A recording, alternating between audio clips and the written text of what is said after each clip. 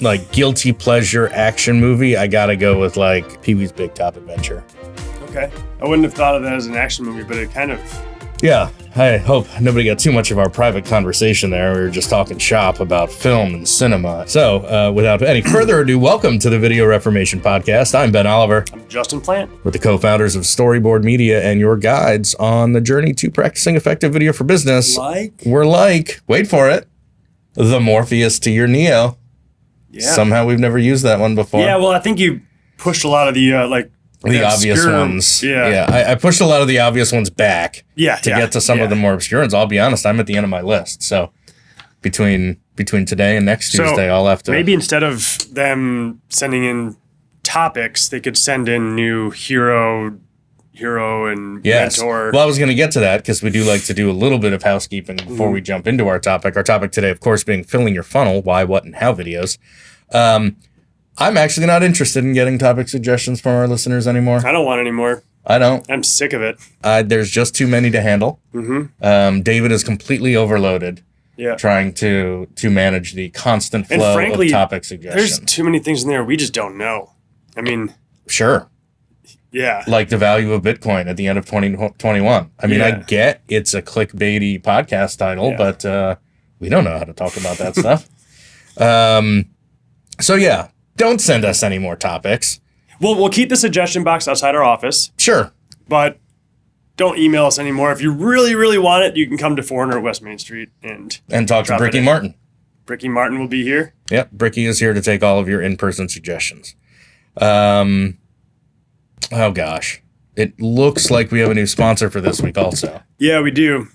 You know, I always get these ones.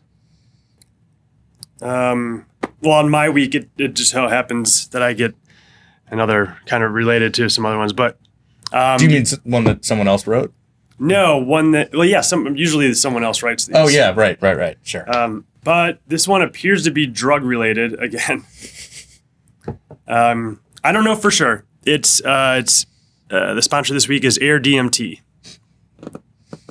All right. They're hoping for a long-term sponsorship this time.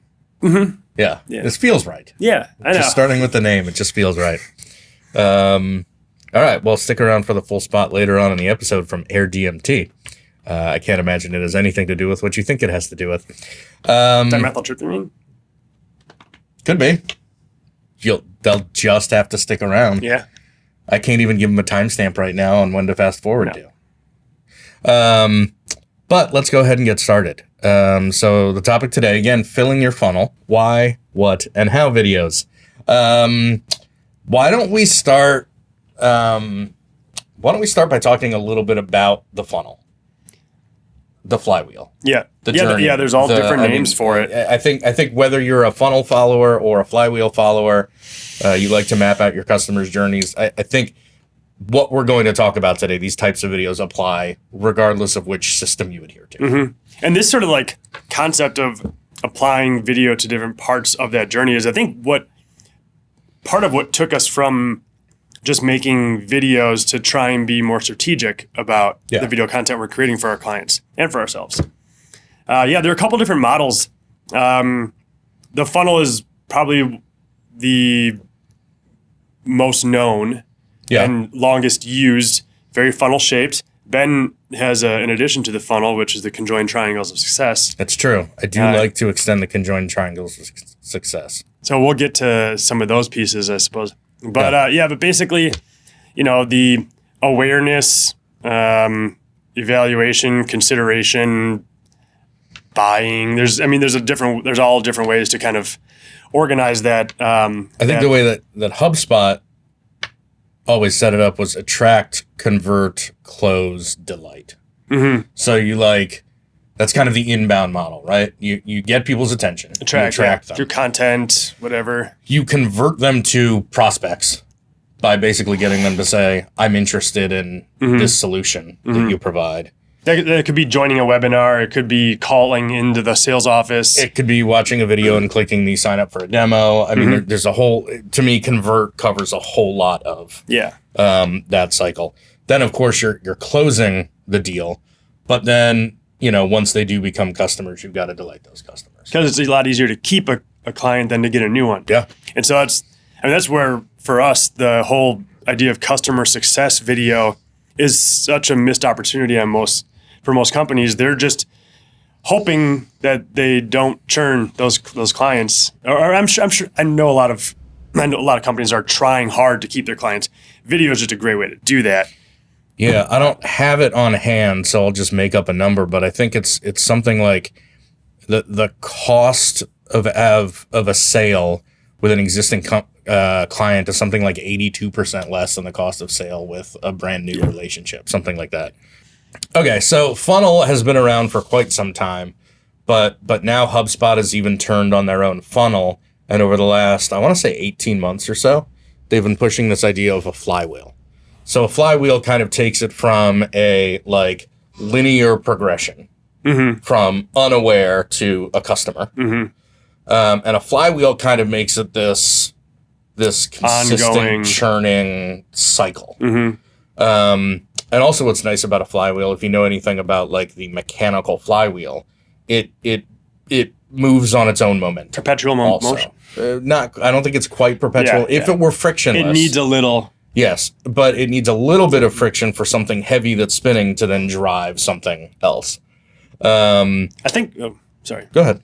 I was gonna say, I think that flywheel and that concept kind of sprouted at the same time where a lot of tech companies were building these subscription models and keeping people in the loop and buying more and happy with what they have. I think that they kind of seem to overlap a little bit in my head. Yeah, I mean, it also makes me wonder, this is something we've heard of with a lot of our clients and prospects, but there's often such a disconnect. One of sales' greatest concern, it's the same concern, but from two different perspectives. One of sales' greatest concerns is if the success team is actually delivering on what they sold the prospect on. And the success team is concerned about the sales team selling things that they can't execute. Yeah. And so when you do have this kind of organizational mentality of a funnel, once they close, it just that's kind of where where the conjoined triangles of success comes from, right? Because there's just as much going on after the close as there is. That's a whole new journey. Yes. Yes. But again, I think companies, and you're right, the subscription model, those kinds of things, if it's all about recurring revenue, you've got to keep your clients happy and engaged. And buying more. You got to keep them happy and engaged to just keep paying the monthly automatic recurring thing. But you've got to take another step to get them to upsell them, to get them to buy more, to upgrade, to expand, whatever it is. And again, like we just said, I mean, it's a whole lot cheaper to get more business out of an existing client. So the flywheel definitely works for that. The only problem that I have with the flywheel is, two things. One, if you've ever been in one of our webinars, well, not webinar, but a presentation that we've ever done live or virtually, we've got the slide where we have our 7 phases pyramid, and then we draw this arrow from analysis back to strategy. And to me, the flywheel better represents that. Yeah. But it doesn't but for us, it's important that the strategy is the foundation of everything else that you're doing. And if we just had it in a continuous loop, I feel like we'd lose sight of where you actually start that journey.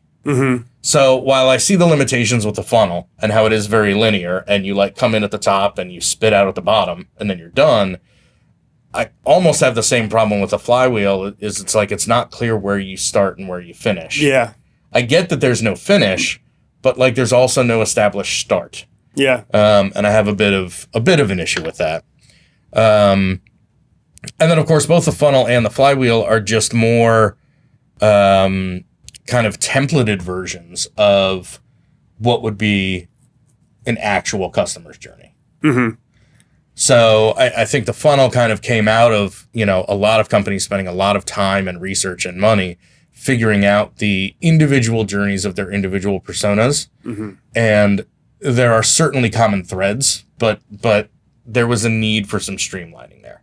And that's kind of where funnel is almost custom customer journey revised to this pretty much applies to everybody. Yep. And then funnel is like version 3.0, or flywheel is then like 3.0 of the whole thing, where it's not necessarily linear or starts with someone unaware, and once they buy, they're no longer a concern.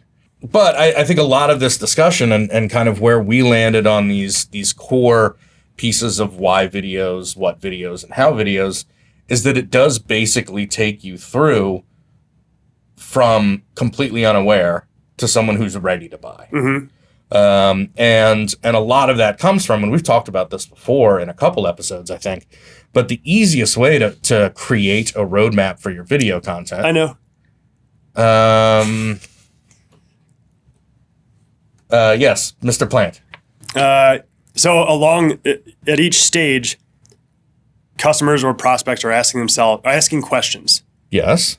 And even when they're at the point where they are not aware of your product or aware of your brand or anything, they do have questions and problems and concerns. And so if you can kind of figure out what people are asking along that journey, you can create content, whether it's video or otherwise, that perfectly matches to that journey and helps them decide if they are right for this product or this product's right for them. So if you're answering those questions with video, you've got videos. A roadmap. Yes. Based on the customer journey and the questions they're asking. Yeah. Very good, Mr. Plant. You get a gold star. Hey. Let's talk a little bit about, because we're going to bring it up again later too, and we talk about this probably every third or fourth episode, but let's get a little bit into the law of diffusion of innovation.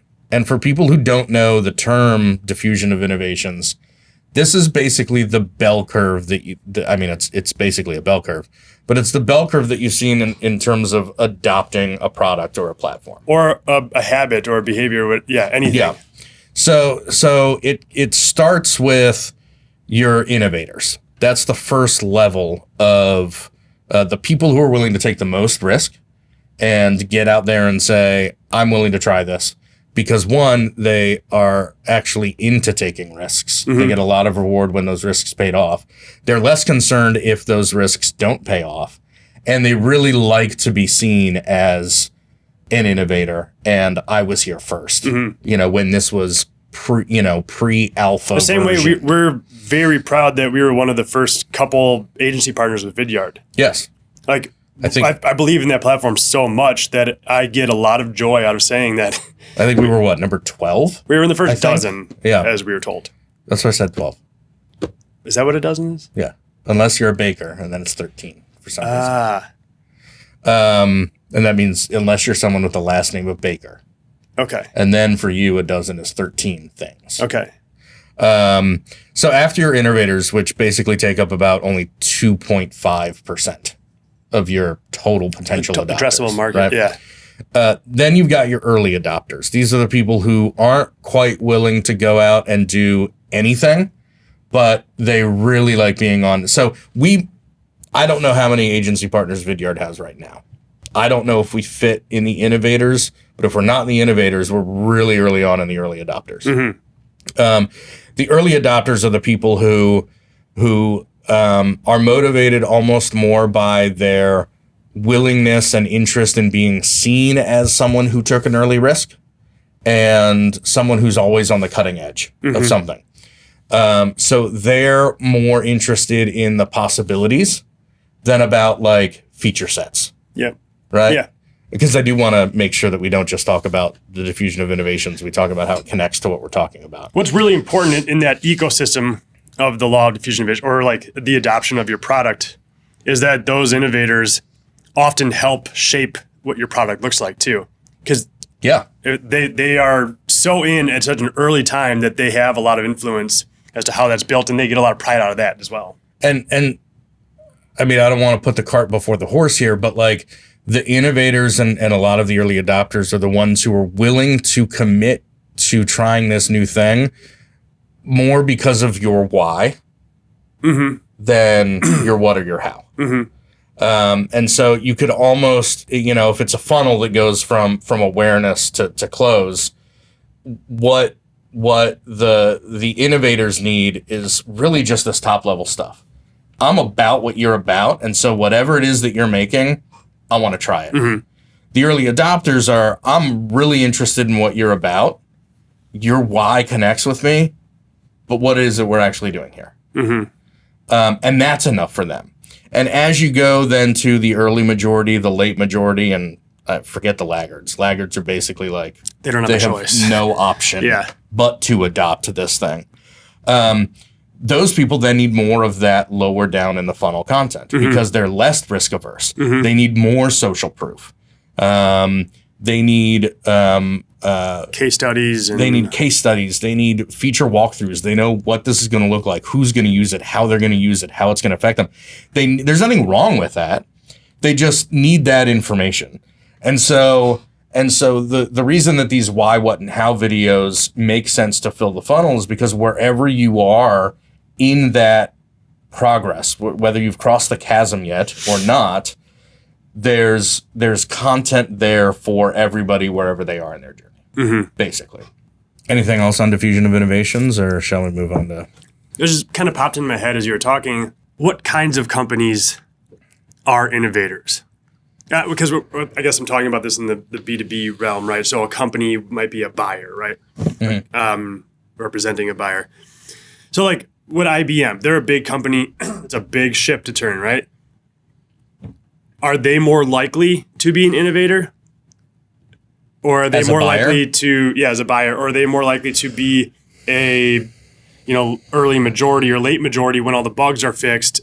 Or, and then I thought, well, it could probably be both. There might be departments that can serve as the innovator, as a test ground for the way the rest of the company might implement your product or service.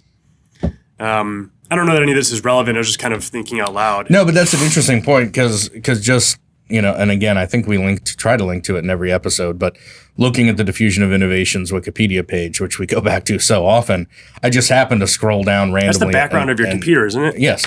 And stop on these definitions. Adopters, right? Innovators, early adopters, early majority, late majority, whatever. The adopters are the minimal unit of analysis. In most studies, adopters are individuals, but can also be organizations. So I think to your point, IBM is probably an early to late majority type organization because they are so big and they need bugs to be figured out. I might put them toward early majority because they are pretty innovative and they're going to know everything that's out there. And so they're going to say they can see what something's going to be better than a lot of companies. But if you think of like the Watson division of IBM, if you think of them as an adopter, an organization within IBM, they're probably more likely to be in, early adopters, innovators, kind of. So I think as you get to those divisions, business units, those kinds of things, they're more willing probably to be. And there are probably some that are just as, who knows, IBM's accounting department may be laggards on everything because they're accountants. And accountants suck. Well, we were working with a huge company last year, a huge retailer, like B2C kind of retailer, but we were working with their department or the innovation department. That was literally the name of the department. And we were doing it in a B2B world. And I don't think that those things are being used as much in the, I don't know. It's hard to say. We didn't really get into the B2C side of things. Yeah. But yeah, they can kind of break up and adopt at different stages. Yeah. It is an interesting question, though. And I don't have any data to support it, but that's just kind of what my gut says. Yeah. Is the smaller the organizational unit, the more likely they are to be. In fact, because it's a bell curve, you could probably say that the bigger the organization gets, it regresses more to the mean anyway. And the smaller the organization gets, it's willing to make its more individual decisions, and so they probably start to spread out from the mean and fall into a bell curve type scenario. That's your statistics lesson for today, brought to you by Statistics and Wikipedia. Okay, so one more thing before we jump into why, what, and how videos. Let's talk about what I think a lot of people think of when they hear, in a business sense, the word why. Let's talk about Simon Sinek. Because his TED Talk, which where did he come from?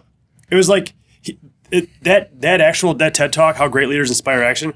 That's back in the days of 3:4 aspect ratio. Yeah, it's old. It looks like it's like standard definition. Yeah, he made it. So I've never looked this much into it, but it's right here on the page. It was at TEDx Puget Sound, so it wasn't even one of the big TED Talks. It was a TEDx talk. September of 2009. What was he before that, though? I have no idea. Just wonder where he came from. So I think most of our listeners are familiar with Start With Why, with the actual title of his talk, How Great Leaders Inspire Action. But the why, how, what. So yes, we are talking about it where we've actually flipped the how and the what. Yeah, that's how we're going. And it'll make sense. It'll make sense. But of course, when good old Simon is talking about the why, he's talking about like the brand or the founder, like the company, like why do we get out of bed every morning? What motivates us to do what we do? So when we were talking a couple minutes ago about how those risk takers are willing to just kind of latch onto whatever it is you're doing just based on the why. Because they're also on a mission. They're on a mission and it's clearly defined. And this other company's mission is so aligned with what they believe, that's enough for them to come together. And that's why when he says people don't buy what you do, they buy why you do it. I would actually challenge that a little bit. Like there needs to be a why, but it's so much more that the further you get along in those adopters, it's important that they connect with your why, but they don't just need the why. Yeah. They need what it is you do, how it works. They need those things. So it doesn't diminish the value of a strong why, because having a why you do what you do influences what you do and how you do it. You can't cross the chasm if you don't start there. Right. Exactly. People aren't going to buy your products. Right. If you don't have the why, you'll never get your first two groups of customers, which means you'll never get into early majority, late majority, and laggards. Asterisk. Never is tough to say. I said never, and I stand by it. Companies do it all the time, but it's a whole lot easier to start, and it's not enough to just have the why. You've really got to put out there what your why is. We had a client who will remain nameless, who, when we first started working with them, when we were putting together the roadmap, when we were designing the roadmap, they did not have. I mean, it was a young startup. I mean, it was a 10-year overnight success, but we're coming in at this point where in the last year they've had exponential growth after being relatively flat. So they did not have. Not only were they not sharing their organizational why, they didn't have it. Their leaders hadn't come up with a way to articulate why we do what we do. I think they just didn't. They had not articulated it yet. Yeah, I think it had been there. Yeah. Well, I mean, if you again remaining nameless, I mean, if you know the executive, he has a very strong story and why he created this, but it had never been articulated to a point where it was an organizational why, right? And so I don't want to call it a cop-out, but when we look at that kind of like why, what, how trajectory, we were literally starting with like clients talking about why this is an indispensable product. Yeah, why? Yeah, exactly. So for lack of, the vacuum that was filled by this Simon Sinek why statement, we put up there, why this brand is important. Why this brand is important. Yes. And so which then we had a little dissatisfying, but we knew we needed something at a high level. Yes. Yeah. And it was going to make sense as an awareness campaign because it was going to leverage a lot of the more famous users of their platform. This is something in an industry where a lot of the users are on TV a lot.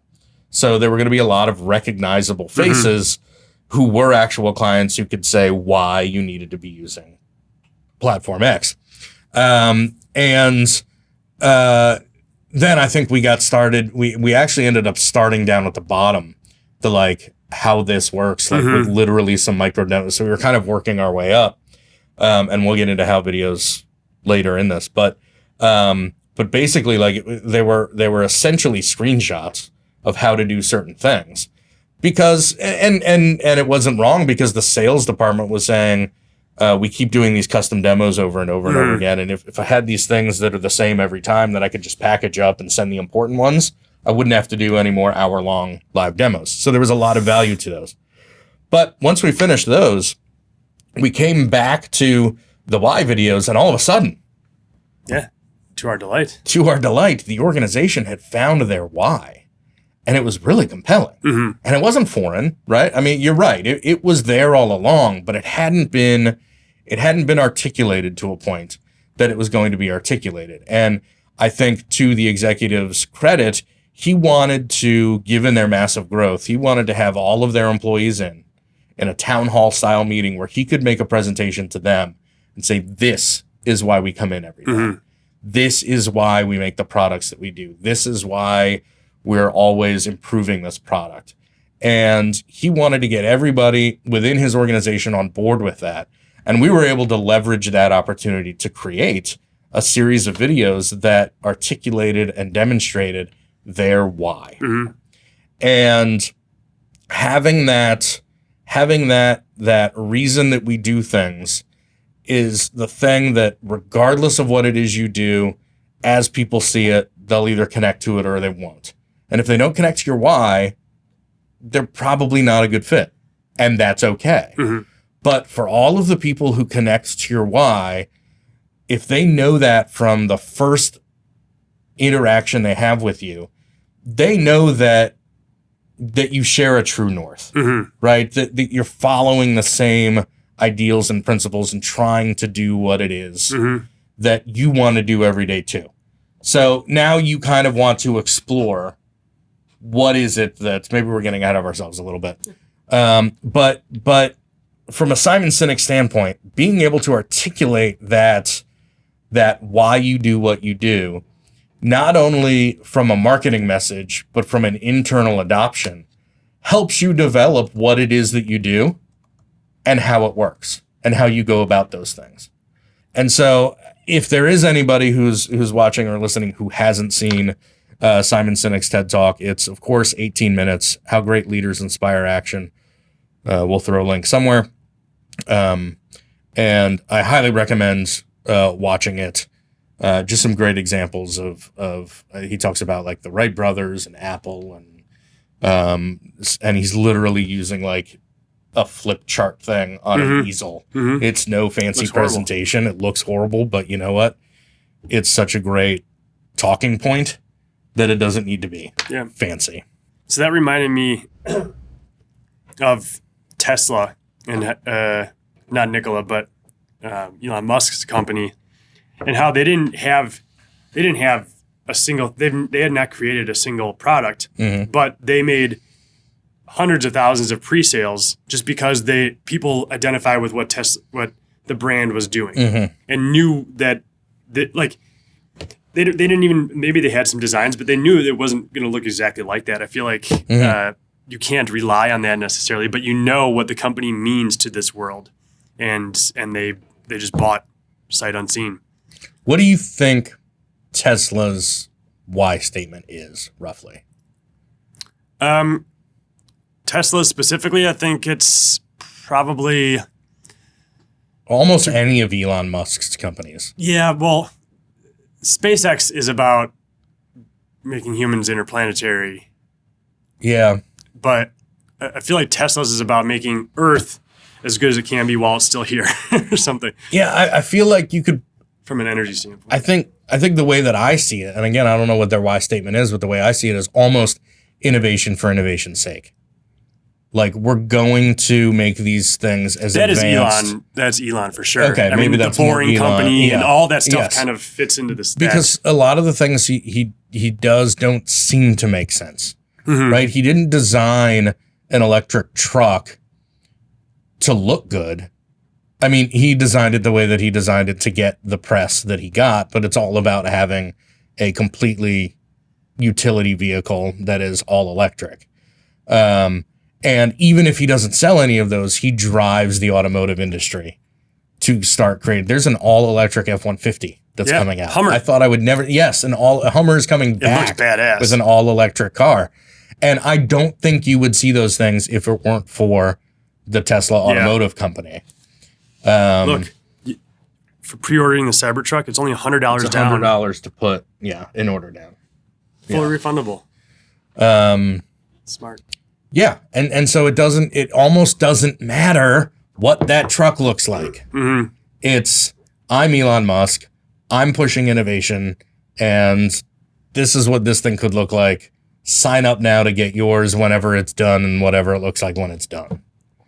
I believe also the Tesla line of automobiles, the first was the Model S, the second was the Model 3, then the Model X, then the Model Y, which, if it were an acronym, would be sexy.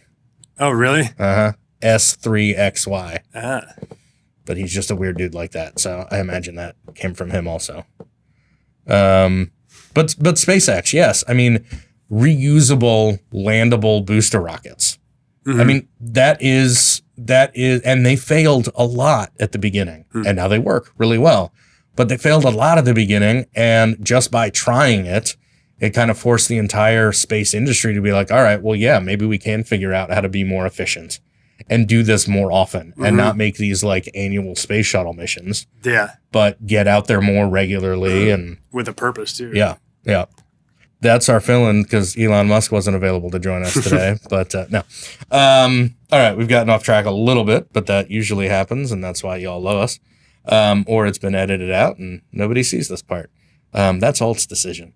I think maybe before we jump into really digging into why, what, and how videos, now that we've set this this like foundation of the funnel and diffusion of innovation and why.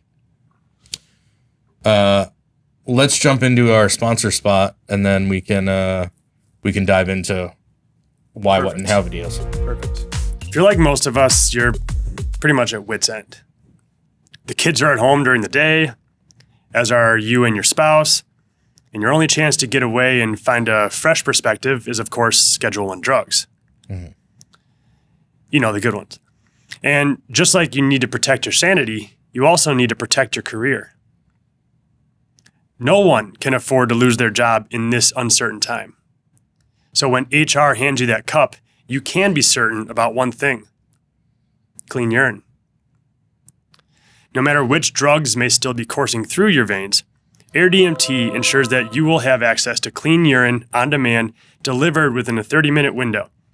Just pull up the app, answer a couple short questions about your age, sex, zip code, recent exposure to any uppers or downers, moggies or volleys, hongos or mushies, stardust or zombies, bumps or rocks, flowers or mollies, cranks or jollies. And this goes on for a while. Here, let me skip ahead. Yeah, you missed a couple, but that's okay. So don't let life get you down. Have the confidence to get high.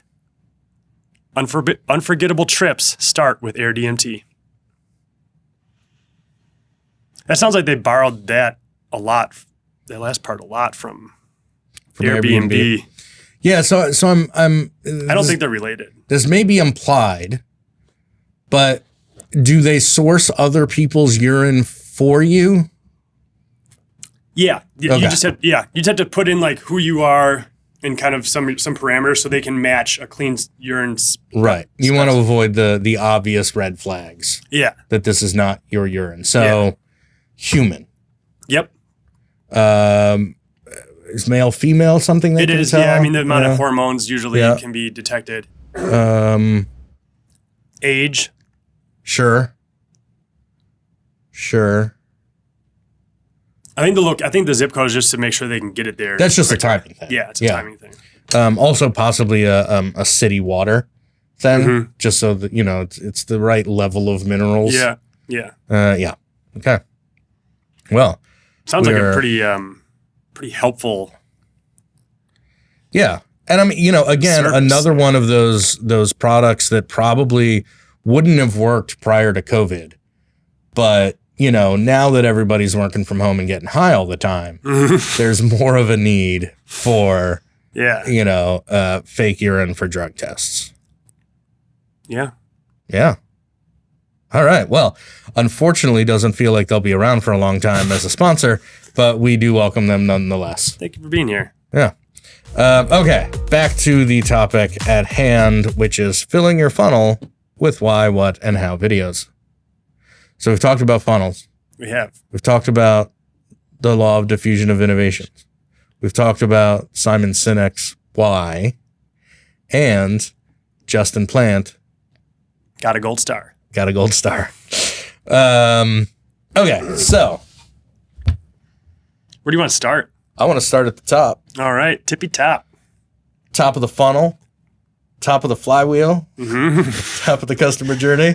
Why videos? I want to start with why videos. Start with why. Start with why. It's almost like, Simon Sinek should write a book titled Start with Why. That would be a good title. And if it does happen, he should make sure that he credits us. And if he doesn't credit us, we should make sure that everyone in the world knows that was our idea.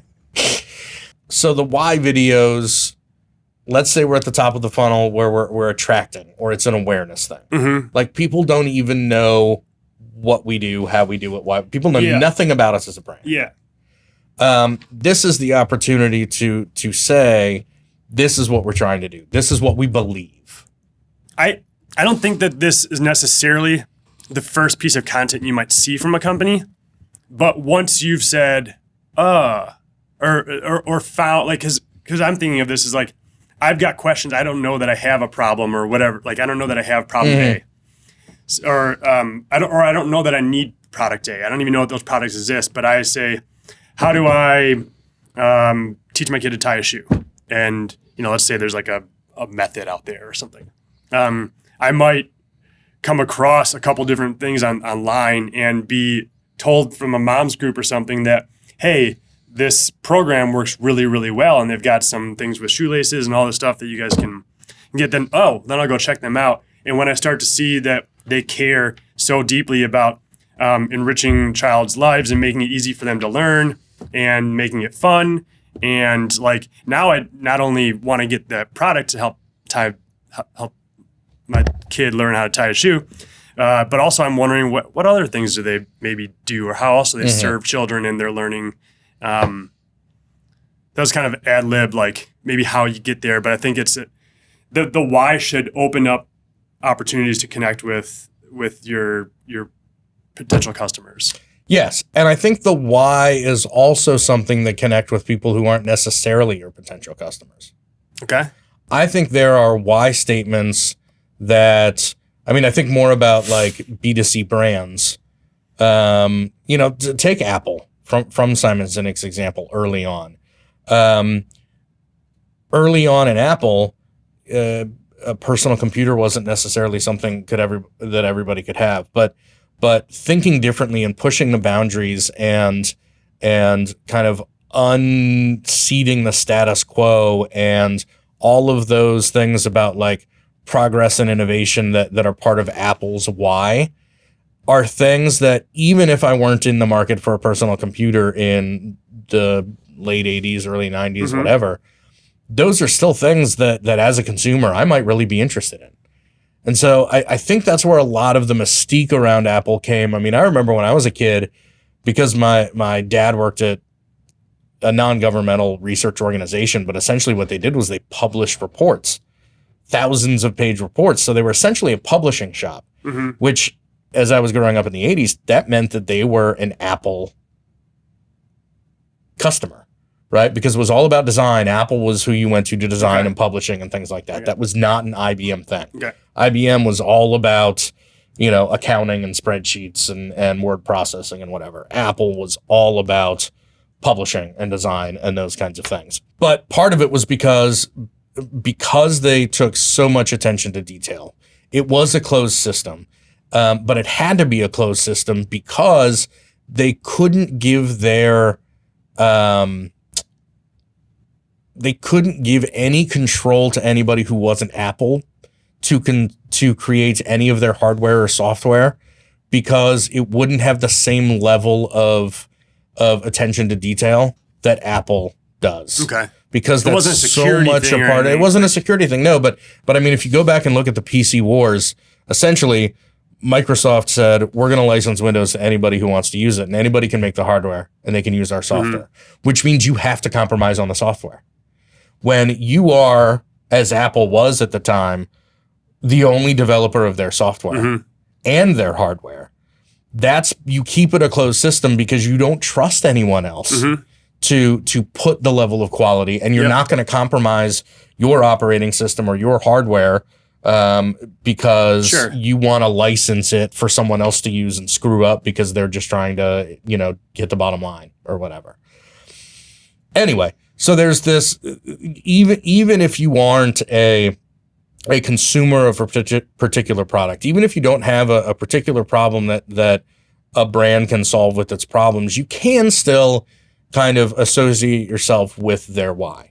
So if it's about, let's say, empowering athletes is your why statement, just to pick a random thing, that's something that a lot of people, from little league coaches to NFL trainers to, everybody in between, there's a lot of people who can get on board with the idea of empowering athletes. It doesn't mean that all of those people are necessarily a fit for whatever products or services that company who wants to empower athletes might create. So I think there is something about, I think you're right that the why video isn't necessarily the first thing you see from someone, but it's that first thing where you get to create a connection with a brand. And I think it's also worth explicitly stating that the why really needs to be organizational. It's not that each product has a why. Each product may have a why.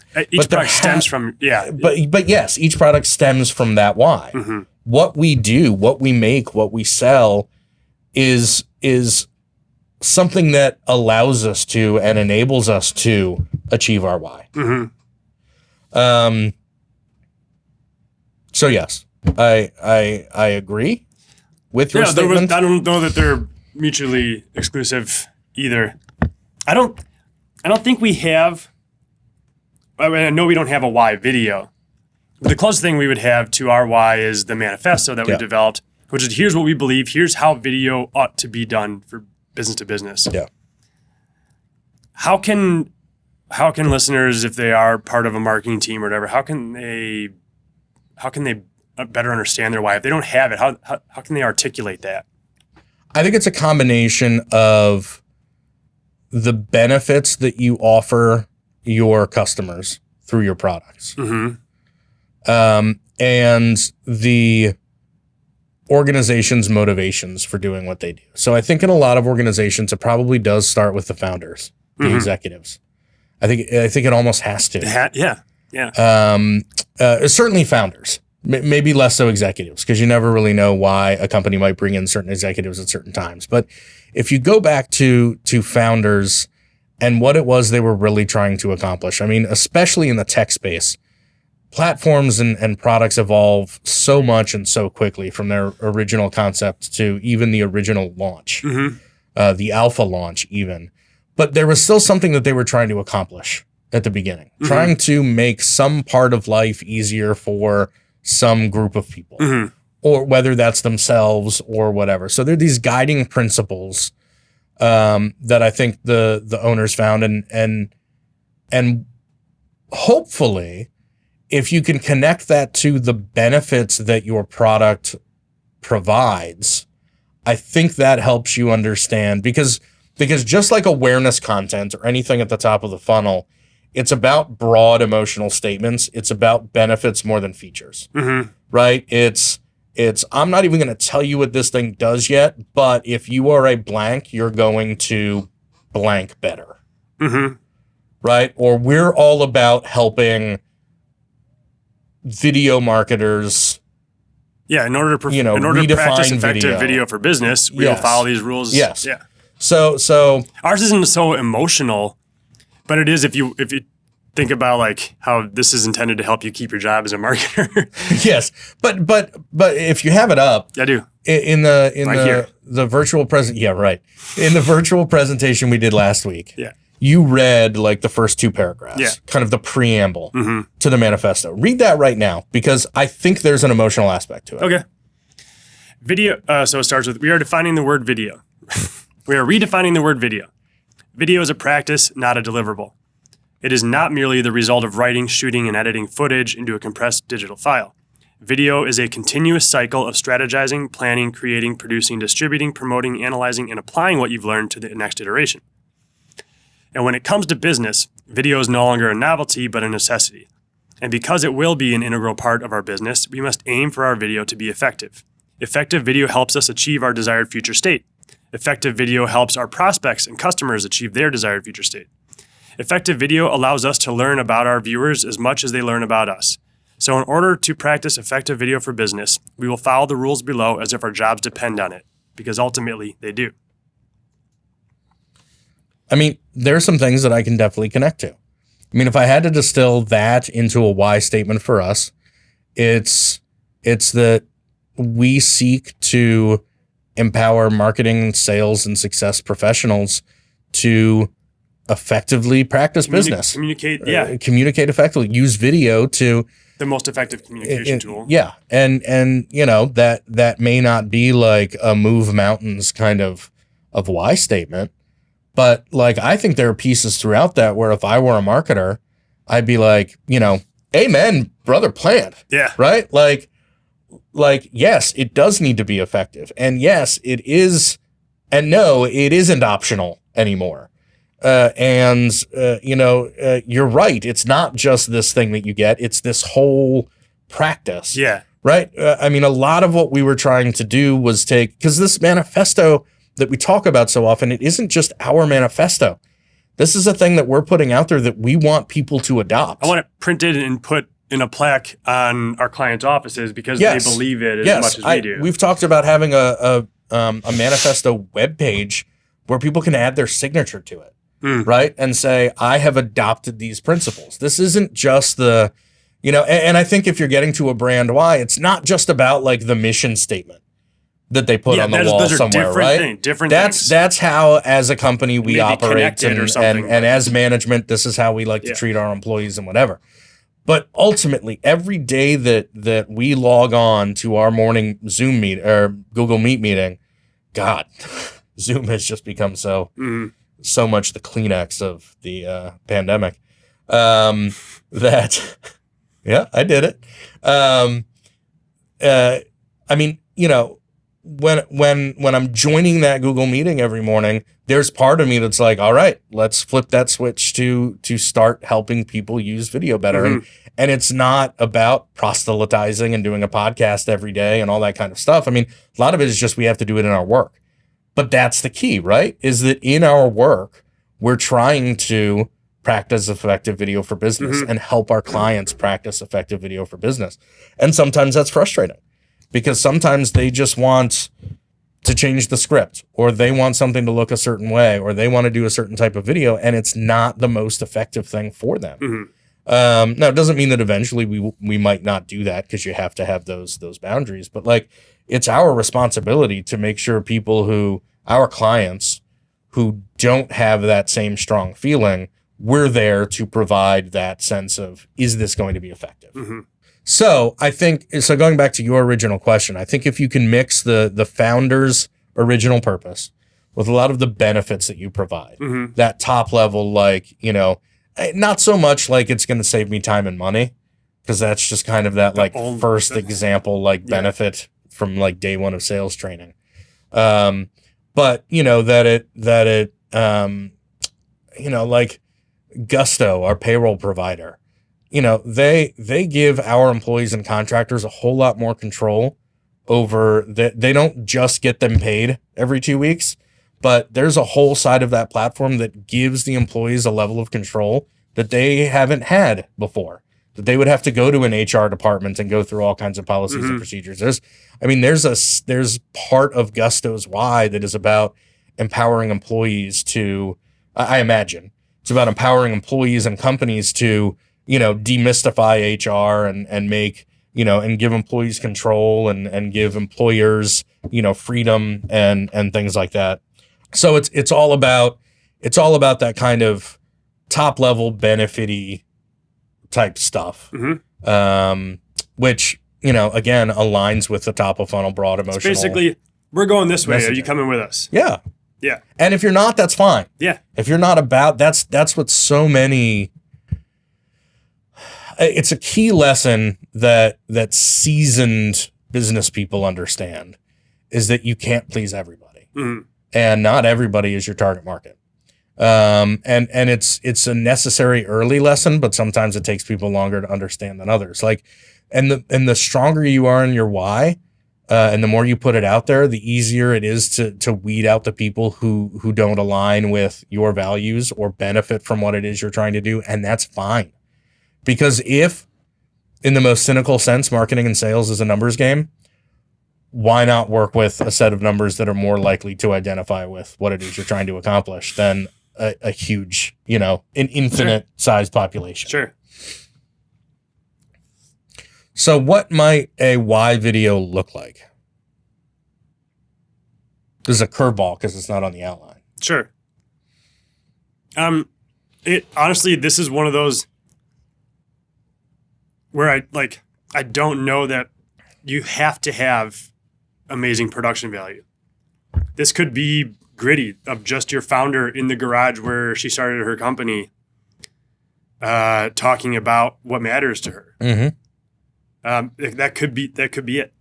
Now you could like kind of like the Coke commercial where they hold hands and sing, kind of talking about making the world a better place. Yep. Like it could look like that too. But it is kind of an emotional journey. Yeah. But I mean, it could look like anything. It could be live action, animated. I like live action because it helps you connect. Because the why is a human. Yes. Is a human desire. It's our manifest destiny, right? Like a lot of dogs don't have that. Right. So or cartoons for that matter. So I think humans in live action is a good choice there. It's not a must. But don't you think Milo and Otis had a manifest destiny? They were personified. Was that a dog and a cat? Yeah. Yeah. Their why was, actually, I don't know. I'm now thinking of Homeward Bound. Yeah, I might be also thinking of that one too. Which is 2 dogs and a cat. Okay. Well, then there's all the Air Bud movies and all the Air Bud spinoffs. And then there's Dr. Dolittle. Right. And I saw this weekend that there's a movie called Space Buddies. Which is about like 5, I don't know, grandchildren of Bud, the original Air Bud, who are like accidentally swept off to space, but they're like with another type of dog. It's like 5 grandchildren golden retrievers with like a beagle. So you can imagine all of the comic relief the beagle provides. Yes. So that's what a why video looks like. I'd hope that we don't edit that part out, because I think that's just the kind of insight into 90s movies that you only get here when we're talking about something completely different. Were you looking for something else though? No. To give it all away, what I'm looking for is that why is less defined, what is a little bit more defined, and how is really defined. So that is that is what I was expecting to hear. You get a nipple rub for that gold one. Star? No, I only get 1 gold star. Can we just call those gold stars? Yes, I just gave you a gold star. Speaking of HR, no, I think that totally works. I think you're right too. To me, it's all about a human connection and emotional connection. So I would default to a person like to camera making that statement. But, you know, that's not the only way. I mean, if any of our listeners are, you know, tasked with coming up with a why video for their company right now, or are already inspired to do so because of, you know, where they are in this episode, you know, it doesn't have to be. I mean, you know, go back to the attainable part of the manifesto, right? Like you were talking about, it could be scrappy, like the founder in her garage kind of thing. You could probably get away with simple titles on, a background kind of thing. Sure. I mean, if you had a really talented writer, craft the words properly, mix it with the right music, and I mean, you could probably get away with like a solid color background with just text. Mm-hmm. With really well written text. That it could be a slideshow. Yeah. Because what is most important, I think what we're both getting at here is what is most important is the conviction and the belief in the why message, right? So it's less about how you present it. It's more about that it is presented and that it's believed in. Mm-hmm. In this, if we think about it as somebody moving through a funnel or through their journey, if I, as a viewer, have connected with something in the why, the next thing I may want to know is, so what is it y'all do here to achieve that why? Mm-hmm. To go back to the example of us, we might just be a video consulting company or a marketing consulting company that advises people on how to practice effective video for business. We actually make videos for our clients within the process of practicing effective video for business. So we consult, we make, we distribute, we analyze, we integrate, we do a lot of those things. Yeah. And those are our whats. Yes. And so the what is the thing that we essentially sell that day to day helps us do the why, achieve the why. Yeah. It's right? How you achieve why. It's how you achieve why. So this would be our company has this product. So the what is like product A, product B, product C, product D. Maybe you're like a Frame.io or a Monday.com where like your brand is your organization, is your product kind of thing. Okay. Right? So like I'm thinking of like platforms that don't necessarily have anything other than like the platform, and that's the whole brand. There's still an organizational why to that, and there may only be the one product, but that product is what you do. And the features are defined. Yes. How to get there, how to get to the why. Yes. So, yeah, I mean, if we do want to take the big picture, if we're just implying the whole funnel progression here, the why is this is why we do what we do. The what is this is what we do to achieve that why, and the how is this is how the what works. Basically. So the what videos, what videos are then like, let's talk about our platform, or let me show you our platform, or let me show you product A.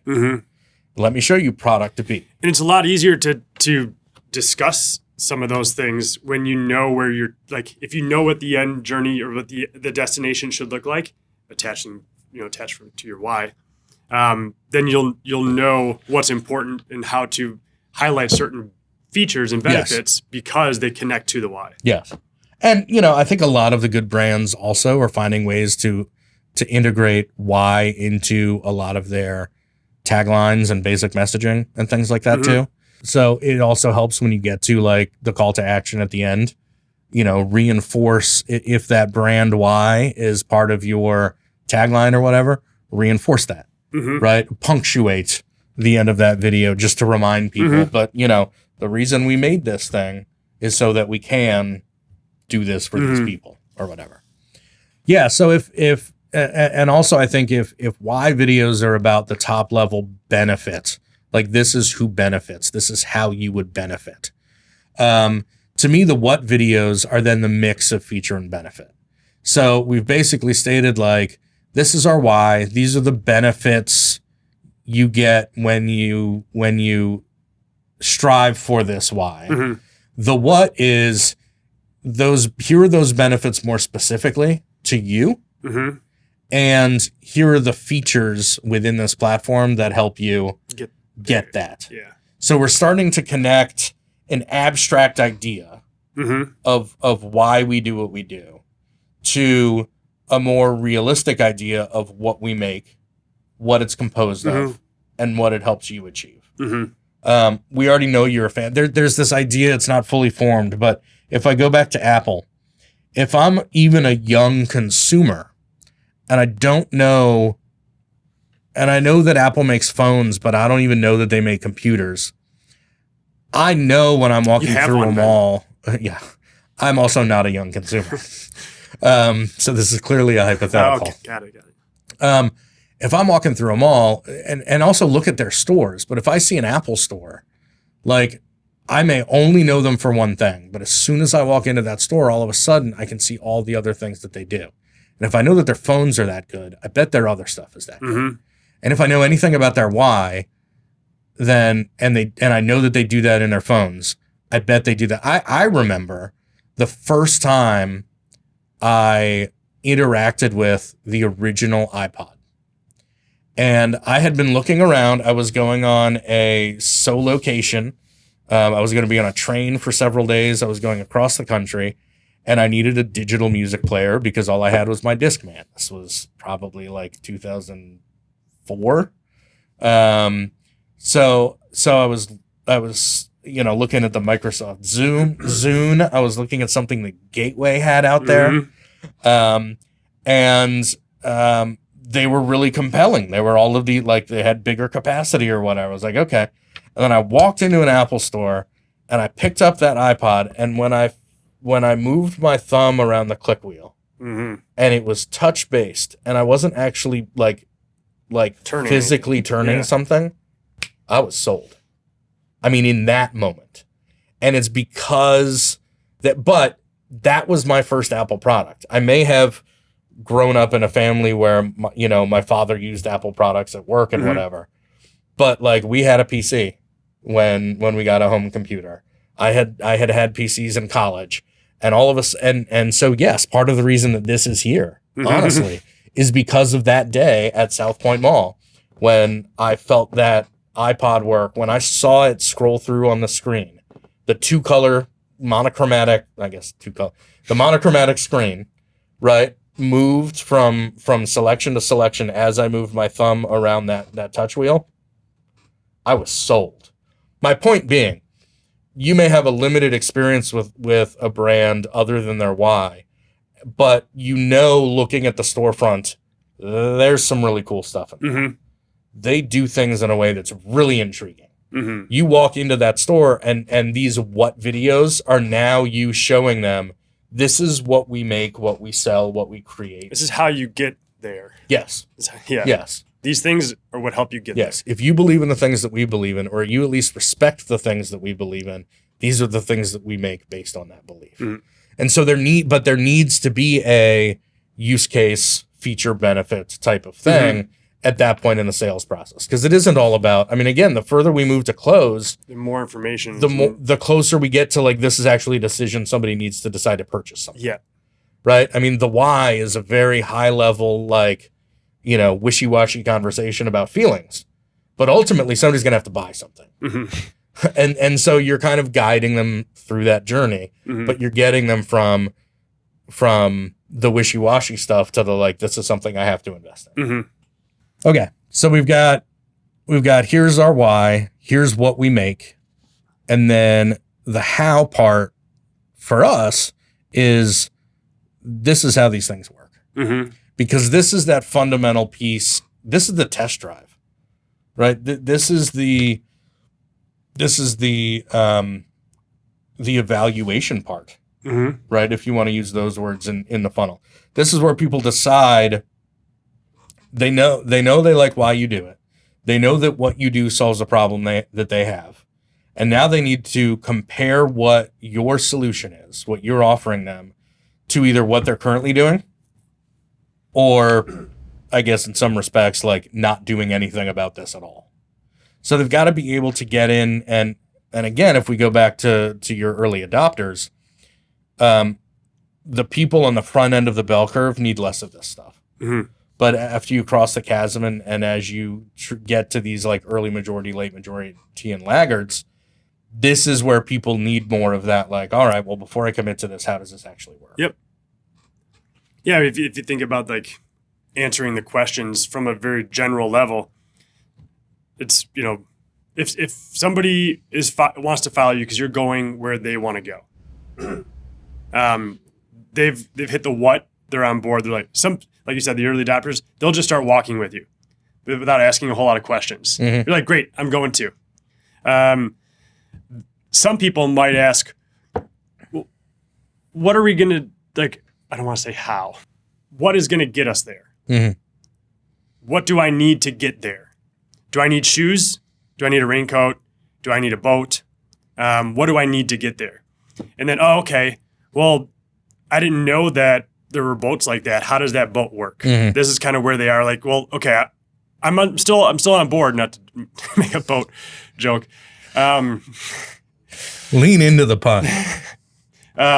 But I like everything you've said so far.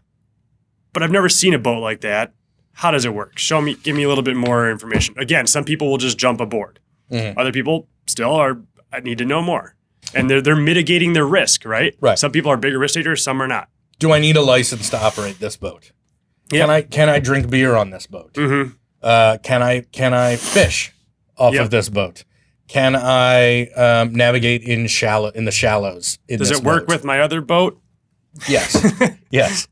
I already have a boat that's like this. How's it going to be different to operate this boat? Mm-hmm.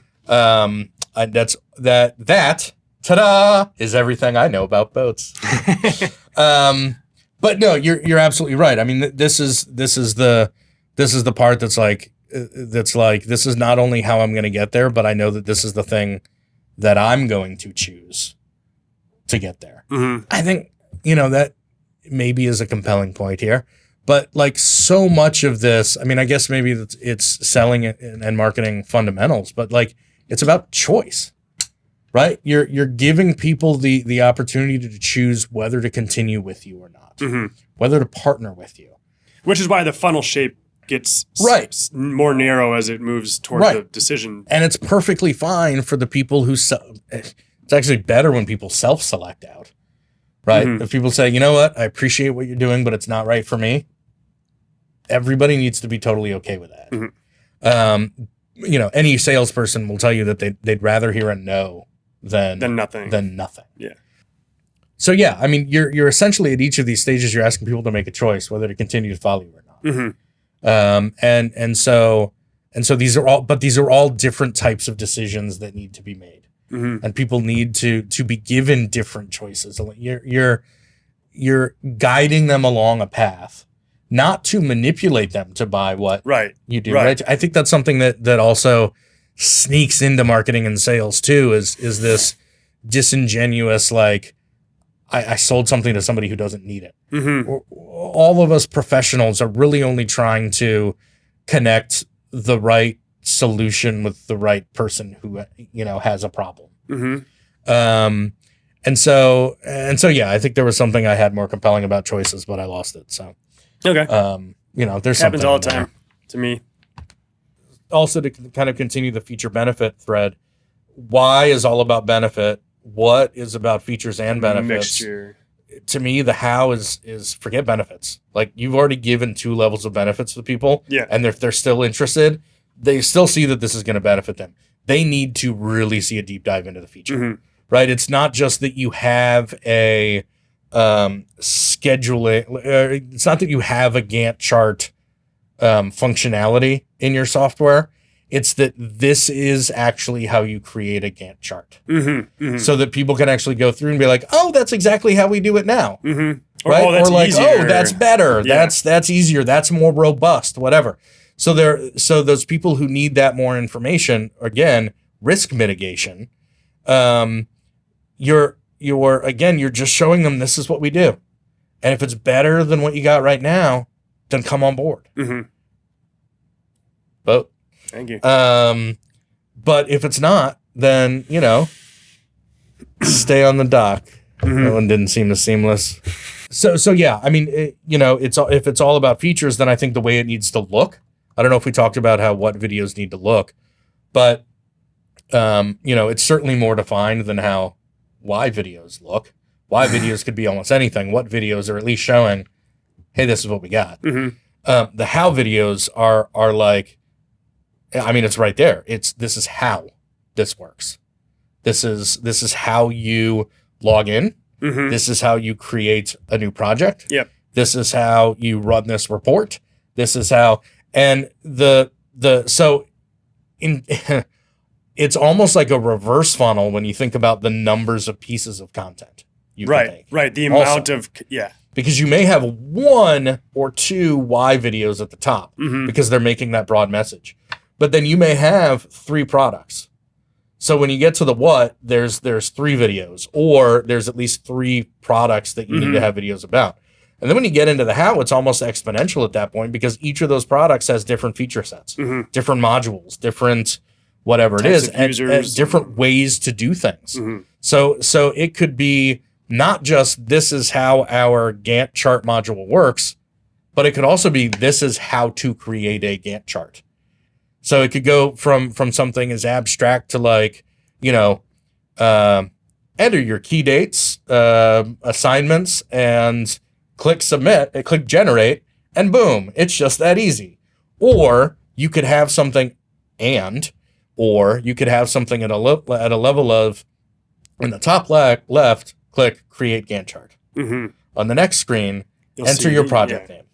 Yeah. Then enter the people associated with this project. So there are levels of how, so you can see like how a company could have 1 why video, 3 how videos, and like 3 product or 3 what videos and like 30 how videos. Yeah. Because you can break those down. And so what they look like, they could very easily be screencasts of walking through the platform if it's a digital kind of platform. Yep. It could be, an overhead camera shot of somebody, manipulating whatever the physical product is that you sell. Let's say I've heard your why. You're taking the Oregon Trail, right? Stick with the whole Manifest Destiny thing. I love it. I want to get out there. I want to see the redwoods, blah, blah, blah. What's going to get us there? Well, we're going to take canoes and hiking. Okay. Maybe this isn't going to work out perfectly, but then you say, and then how? Like, how does the canoe work? Okay, so that's how I row. Okay, that's how I hike. Well, everything still kind of checks, but I'm not ready to go with you yet. What's wrong with you? 84% of the people I've talked to have already adopted this method of travel. Okay, tell me about that. You seem like some kind of, I don't know, laggard. Yeah, but this is where this is the content that might come after a how. So you need more proof, do you? That's what I need is proof. Okay. Well, come on over here. Let me introduce you to one of our very happy customers. Okay. And they're going to tell you not so much about like why we went or like what we used to get there or how those things worked. They're just going to tell you about what their experience was. They're going to tell you whether it was a positive experience. They're going to tell you what they liked best about it. Because you've heard everything that I can share from you. And now I feel like what you really need is that kind of social proof. Yeah, let me talk to somebody else. Of people who have actually done it themselves. Yeah. Yeah. I've heard enough from you. Yes. So there we have it. Yes. And I know we've talked about this in previous episodes too, but so if it's not clear, we're talking about testimonial type content here, right? Social proof type content, case studies, testimonials, whatever. That being said, when you bring it back to the law of diffusion of innovation, those late majorities, those laggards, they're the ones who are the most risk averse, and they need the most social proof. They need not only to agree with why you're doing it, what you're doing, and how you're doing it, but they need to understand that other people have done it too. Other people have taken the risk and they've gotten a reward from that risk. So that's just the nature of those, the late majority and the laggards, right? The nature is that they need to hear, they're on board with everything that you've told them, but they need to hear from other people that it worked for them. And then they can say, okay, fine, let's do it. Whatever. Fine, we'll try Disney World. If it's everything everybody says it's going to be, sure. But what you've got is your 50 to 84% of your potential market out there that's already done this thing are the people who are actually willing to share their stories. So you're more likely, I mean, if I were going to take you on just to complete mix our metaphors, if I were to go back to this whole Oregon Trail kind of thing, and I wanted to introduce you to someone, I'm probably better off introducing you to one of the first people who went on that trip with me, because those are the people who need the recognition of having taken on that risk. So you get to match up the people who need the social proof with the people who like to be the social proof. Mm-hmm. The people who like to get the recognition for having taken the risk early on when there wasn't any social proof. And it just so happens that you luck out because those are the kinds of people who want to share their stories. So it really shouldn't be difficult to find someone to share a testimonial to get the last people on. In fact, I think that works beautifully, especially in the front half of that bell-shaped curve, because you've got the innovators, the people who are excited about it, then you've got the early adopters, and they kind of need each other. And then once you get to early majority, they still want to be on the front end of things, but they just need it a little bit. But I think the further back you go, you can't jump to all the way to the innovators again to say, I think you almost need to just go one stage forward. There may be if you're lucky, a laggard may not identify with an innovator. Yeah. But they're more likely to identify with a late majority. Yeah. Yeah, I think that's a good point. But yeah, that it is a nice ecosystem in that bell-shaped curve. Yeah. No, good point. Do you want me to say it now? So that we can use that? Or do we just want to use your take of it? I guess we could use mine. We've got some material somewhere that talks about what, specifically what types of videos go in each of these categories. We'll see if we can put that in the show notes. But like why videos might be like a message from the founder. What videos would be like your product explainer. Yep. The how videos are more demo oriented. And then below that is typically testimonials. But we've got some content somewhere that kind of connects, because there's hundreds of different types of videos and they all fit in different places along this journey. Yeah.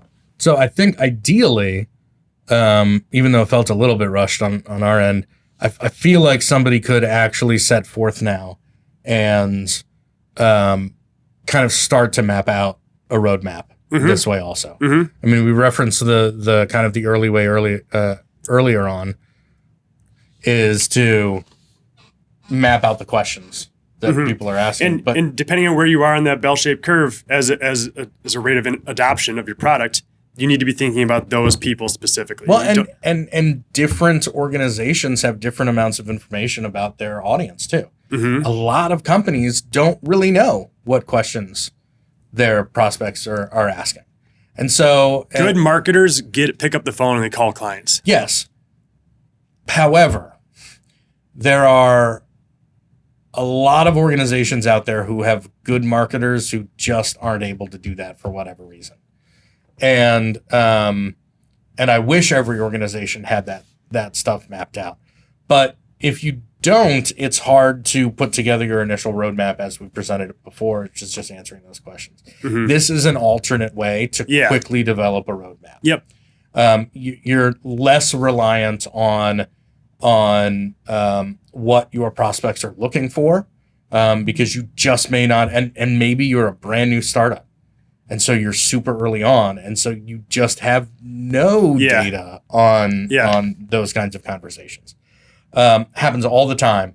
This is a really good secondary way to put together a basic roadmap and basically make your why video, make your what videos, make your how videos.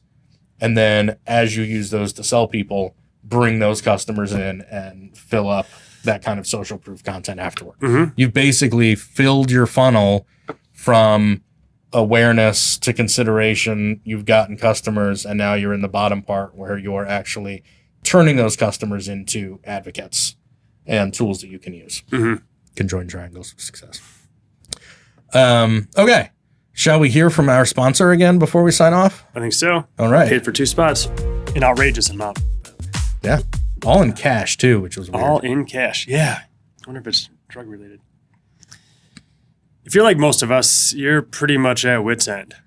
The kids are at home during the day, as are you and your spouse, and your only chance to get away and find a fresh perspective is, of course, Schedule I drugs.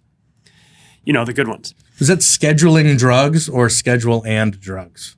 Schedule I. Schedule I drugs? Yeah. Oh, okay. Those are the good ones. Yeah. Yeah. Look them up. Just like you need to protect your sanity, you also need to protect your career. No one can afford to lose their job in this uncertain time. So when HR hands you that cup, you can be certain about one thing: clean urine. No matter which drugs may still be coursing through your veins, airDMT ensures that you have access to clean urine on demand, delivered in a 30-minute window. Pull up the app, answer a couple short questions about your age, sex, zip code, recent exposure to any uppers or downers, moggies or volleys, hangos or mushies, stardust or zombies, bumps or rocks, flowers or mollies, cranks or jollies. Again, I'm going to let the ellipses take care of the rest of that. And basically, don't let life get you down. Have the confidence to get high. Unforgettable trips start with airDMT. So thanks to them. Yeah. Glad to have it's bittersweet to have new sponsors and old sponsors leave, and Yeah. I don't know. I think our audience would be disappointed if we ended up with the same sponsor every week, though. Yeah. Yeah. Easier for David handling all the sales stuff. That's true. That's true. All right. Well, I would personally like to thank everybody for joining us on this episode of the Video Reformation Podcast. I hope you took something of value from it. I imagine if you're listening to this part, you did, because that means you made it to the end. So just a quick recap. We've essentially taught you how to fill your funnel with video content today. And you're welcome, I guess. Mm-hmm. Well, should we just send them all an invoice? Yeah, if you did listen to this, yeah, let us know. We'll send the invoice. Actually, we'll have Gusto take care of that. Yeah, we'll know. Yeah. Yeah. You don't know that we won't know. But well, it's pretty easy. We have 6 listeners, and my mom is 2 of them. So. Yes.